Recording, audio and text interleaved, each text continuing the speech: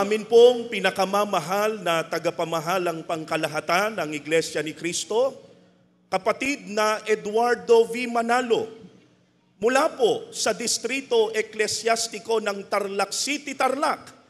Kami po ay buong lugod na bumabati sa inyo ng Happy 16 years of your dynamic leadership po.